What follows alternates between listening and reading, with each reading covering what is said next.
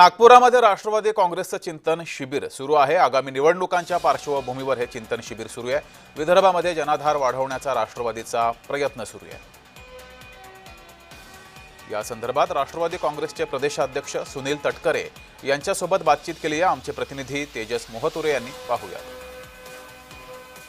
आपल्यासोबत राष्ट्रवादी काँग्रेस अजित पवार गटाचे प्रदेशाध्यक्ष सुनील तटकरे आहेत।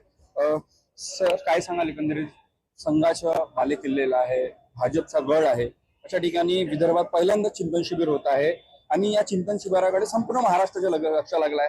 काय मंथन होणार आहे, काय चिंतन होणार आहे? विदर्भ, नागपूर महाराष्ट्राचा एक अविभाज्य घटक आहे। नागपूर ही राज्याची उपराजधानी आहे। राष्ट्रवादी काँग्रेस पक्षाने गेल्या 3 वर्षांमध्ये शिर्डी, रायगड, पुणे, मुंबई या ठिकाणी आपली शिबिरं भरून दिली। त्यावेळेला आम्ही सर्वांनी मिळून ठरवलं की आपण नागपूरमध्ये शिबिर घ्यावं। याचा अर्थ इथल्या महायुतीतल्या कुठल्या घटक पक्षाच्या शह द्यावा म्हणून असा कुठलाही अजिबात हेतू या आयोजनाच्या पाठीमागे आमच्या कोणाचे मनामध्ये त्या ठिकाणी नाही। आपण जर बघितलं असेल तर अजित पवार यांनी कार्यकर्त्यांना आव्हान केलं शिस्त बाळगावी, आणि आपण जर बघितलं असेल तर संपूर्ण यामध्ये जे आहे वेळेचं बंधन कार्यकर्त्यांनी ठेवावं। अजित पवार जे आहेत ते आपल्या शिस्तीसाठी ओळखले जातात, अशा वेळी कार्यकर्त्यांना सुद्धा आव्हान केलेलं आहे। कसं वाटतं?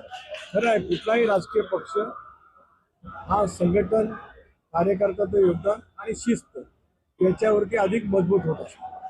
राष्ट्रवादी काँग्रेस पक्षाच्या बूथ लेवलच्या कार्यकर्त्यांनी, तालुका स्तरावरच्या, जिल्हा स्तरावरच्या सहकार्यांनी, राज्य पातळीवरच्या नेत्यांनी या शिस्तीचं पालन करत पक्षाच्या उभारणीला योगदान द्यावं अशी अपेक्षा पक्षाने त्या ठिकाणी व्यक्त केली, ती अत्यंत योग्य आहे। हे होते आपल्यासोबत प्रदेशाध्यक्ष सुनील